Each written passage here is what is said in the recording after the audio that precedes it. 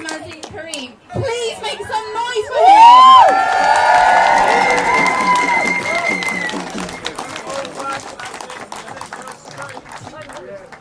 How are we doing, everybody?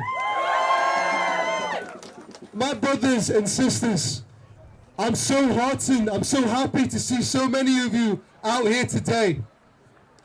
And at the same time, my heart is heavy because I know that for nearly 620 days, non-stop, every hour of every day, weapons made by companies like this one, weapons built on our shores, aircraft assembled from parts all over the world have rained death on hundreds of thousands of people in Gaza, in Lebanon, in Yemen, and in every part of the Middle East over the past 25 years, a quarter century of death built right here.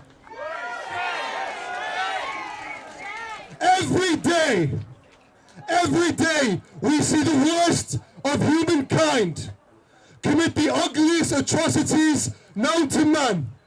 Every day, we see reports like barely 2 hours ago of dozens of people being gunned down in Gaza, crushed by tanks, burnt alive by explosive drones, dismembered, disassembled by bombs built here. Every single day, without exception, we see children begging the world through the cameras that are in Gaza for someone, anyone, to stop it. Every single one of us here, every single person who sees these cries, every single person who marches, who acts, who speaks a word against this, moves us one step closer to shutting this genocide down. I volunteered in southern Lebanon over the past 2 years. While I was there, every day, we'd have people coming in to our hospital, maimed, shot, people bearing signs of torture from their capture, their kidnapping by Israeli troops. More often than not, the vast majority of our patients were children. People under the age of 18, most of the time under the age of 12, because they couldn't run fast enough, or they were too big to be carried by their parents when Israeli bombs and Israeli artillery started landing. Those bombs, that artillery, all of it is built here. All of it is built here, right on this ground where you're standing now. This factory profits, this company profits of the slaughter of children, of the slaughter of people just like you and me.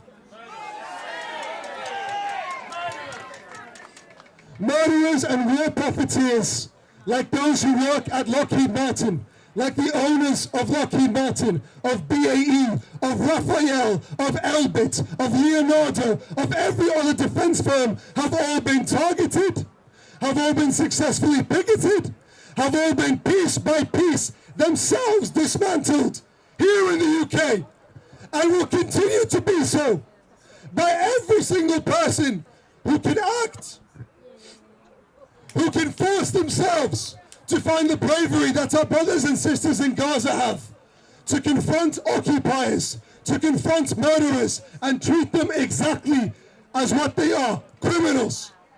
Because they are criminals. I would urge every single one of you to take the example of the dozens, nay the hundreds, of everyday people who have shut down arms factories. We've seen logistics firms all over the country permanently cut ties. We've seen factories like Elbit's up north near Manchester be shut down. We've seen factories like Rafael's in Newcastle be repeatedly shut down and be delayed to the tune of millions of pounds, all by normal people. I urge you all, when you leave today, When you leave today and you realize that every day that passes, hundreds of people are wounded, are murdered, are displaced, I urge you to remember that every single one of those people is counting on us, is counting on people like us around the world to do more than just talk, to do more than just march.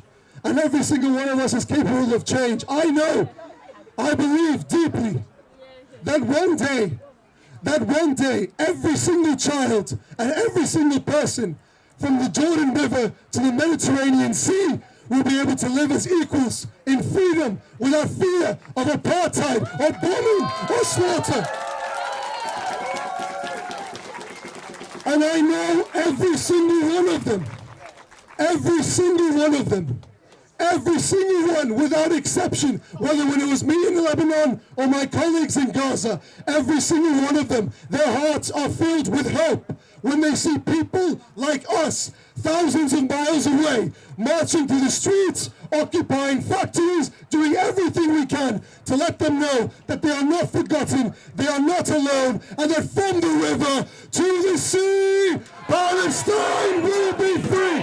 From the river to the sea, Palestine will be free. From the river to the sea, Palestine will be free. From the river to the sea. Palestine will be free. I will never forget, personally, I will never forget a story from myself, a girl named Aya. Aya was 11 years old. She lived in Marun al-Ras.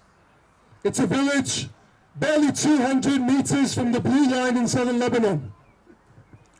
Aya, like many other children in Lebanon, had known nothing but a life fearing Israeli occupation, fearing the return of the tanks and the bombs that had plagued her mother and father's life when Lebanon was occupied in the 80s.